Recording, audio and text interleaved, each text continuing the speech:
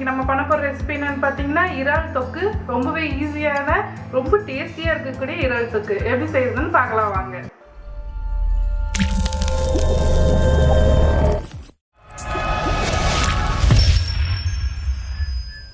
எறா தொக்கு செய்யறதுக்கு இந்த மாதிரி முழு எறாவை எப்படி க்ளீன் பண்றதுன்னு இப்போ நான் காமிக்கிறேன். ஃபர்ஸ்ட் இதோட தலைப்பகுதியை இப்படி பிச்சு எடுத்துருங்க. சும்மா லைட்டாக ப்ரெஸ் பண்ணாவே வந்துடும். அடுத்ததா இந்த கால் பகுதியில் கை வச்சு லைட்டாக ப்ரெஸ் கொடுத்தீங்கன்னா இதோட ஓடு வர ஆரம்பிச்சிடும். அவ்வளோதான். இப்போ இந்த வால் பகுதி பிடிச்சிட்டு லைட்டாக இழுத்திங்கன்னா அவ்வளோதான். க்ளீன் பண்ணுறது ரொம்பவே ஈஸி. இதில் முக்கியமாக நடுவில் நரம்பு இருக்கும். ஸோ லைட்டாக ப்ரெஸ் கொடுத்து இப்படி ரெண்டை கிழிச்சிக்கிட்டிங்கன்னா நடுவில் நரம்பு மாதிரி ஒன்று இருக்கும். இது அதோட குடல் பகுதி. இதை கண்டிப்பாக எடுத்துருங்க. அவ்வளோதான்.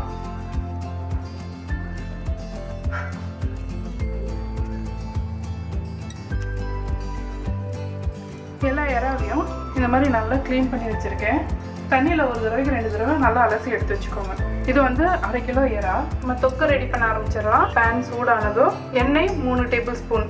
எண்ணெய் சூடானதோ கடுகு 1/2 டேபிள் ஸ்பூன், சின்ன சைஸ் பட்டை 2 ஏலக்காய், 3 லவங்கம், சோம்பு 1/2 டேபிள் ஸ்பூன், பெரிய வெங்காயம் ரொம்ப சின்ன சின்னதாக நறுக்கிருக்கேன். நான் வந்து 2 பெரிய வெங்காயத்தை ரொம்ப சின்ன சின்னதாக இந்த மாதிரி நறுக்கி சேர்த்துருக்கேன். நல்லா கோல்டன் ப்ரௌன் ஆகிற வரைக்கும் நல்லா வதக்கிக்கோங்க. உப்பு 1 டேபிள் ஸ்பூன். இப்போ வெங்காயம் நல்லா வதங்கிடுச்சு. இஞ்சி பூண்டு விழுது 1 டேபிள் ஸ்பூன் ஆட் பண்ணிக்கோங்க. இஞ்சி பூண்டு விழுது பச்சை வாசனை போகிற அளவுக்கு வறுத்தாச்சு. தக்காளி சின்ன சின்னதாக நறுக்கியிருக்கேன். 2 பெரிய சைஸ் தக்காளி நறுக்கியிருக்கேன். வெங்காயமும் தக்காளியும் சரி அளவு சேர்த்துக்கோங்க. ஏன்னா நம்ம இறாக்கு வந்து புளி தண்ணி ஊற்றாம தான் செய்ய போகிறோம். ஸோ அதனால் அந்த புளிப்புக்கு தக்காளி வந்து சரி அளவு சேர்த்துக்கோங்க. எவ்வளோ ஆனியன் எடுத்துக்கிறீங்களோ அவ்வளோ தக்காளி சேர்த்துக்கோங்க. நான் 2 ஆனியனுக்கு 2 தக்காளி எடுத்திருக்கேன். இப்போ தக்காளியும் நல்லா வதங்கிடுச்சு. மஞ்சள் தூள் 1/2 டேபிள் ஸ்பூன், மிளகாய் தூள் 1 டேபிள் ஸ்பூன், மல்லித்தூள் 1 table spoon, garam masala 1 table spoon, பச்சை மிளகாய் 2. இப்போ இதை நல்லா ஒரு தடவை கலந்து விட்டுக்கோங்க. சீரகத்தூள் 1/4 டேபிள் ஸ்பூன், சோம்புத்தூள் 1/4 டேபிள் ஸ்பூன். இப்போ ஒரு தடவை நல்லா மிக்ஸ் பண்ணி விட்டுக்கோங்க. அடுத்ததாக நம்ம ஆல்ரெடி க்ளீன் பண்ணி வச்ச இறாவை இப்போ இதில் சேர்த்துக்கோங்க. தண்ணியெல்லாம் நல்லா ஃபில்டர் பண்ணிவிட்டு சேர்த்துக்கோங்க. இதை நல்லா மிக்ஸ் பண்ணி விட்டுக்கோங்க. இப்போ இந்த இறால வந்து போதுமான தண்ணி கிடைக்கும். நீங்கள் வேகலை அப்படிங்கிற பட்சத்தில் கொஞ்சமாக தண்ணி விட்டால் போதும். இப்போ வந்து தண்ணி இல்லாத மாதிரி தான் இருக்கும். ஆனால் வேக இறா வந்து தண்ணி விடும். நல்லா கலந்து விட்டுக்கோங்க. இன்னும் கொஞ்சம் போல் உப்பு சேர்த்துக்கோங்க. இறா வேக 4லேருந்து 5 நிமிஷம் தான் தேவைப்படும்.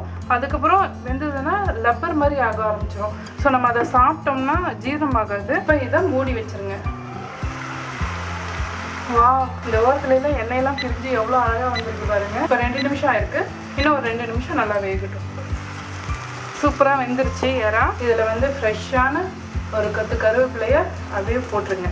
தொக்குக்கு மீன் குழம்புக்கெலாம் லாஸ்ட்டாக கொத்தமல்லி போடுறத விட இந்த மாதிரி ஃப்ரெஷ்ஷான கருவேப்பிலையை போடும்போது ரொம்ப நல்லாயிருக்கும் அதோட ஃப்ளேவர். அவ்வளோதான், நம்மளோட சூப்பரான இறால் தொக்கு ரெடி. வாவ், எவ்வளோ சூப்பராக இருக்குது பாருங்க. சுட சுட ஆவி பறக்க சாப்பிடலாம். இறால் தொக்கு ரொம்பவே சூப்பராக வந்திருக்கு. இது வந்து சப்பாத்தி, தோசை, இட்லி அப்புறம் ஒயிட் ரைஸோட வச்சு சாப்பிடும்போது ரொம்பவே டேஸ்ட்டாக இருக்கும். கண்டிப்பாக இந்த ரெசிபியை வீட்டில் ட்ரை பண்ணி பாருங்கள். மனமும் சுவையும் சேனலை சப்ஸ்கிரைப் பண்ணாதவங்க சப்ஸ்கிரைப் பண்ணிக்கோங்க. பக்கத்தில் இருக்க பெல் ஐக்கானே அழுத்திக்கோங்க. லைக் பண்ணுங்கள், ஷேர் பண்ணுங்கள். உங்களுக்கு விருப்பமான டிஷ்ஷஸ் எதுவாக இருந்தாலும் என்னோட ஷேர் பண்ண நினச்சிங்கன்னா கமெண்ட் பாக்ஸில் கமெண்ட் பண்ணுங்கள்.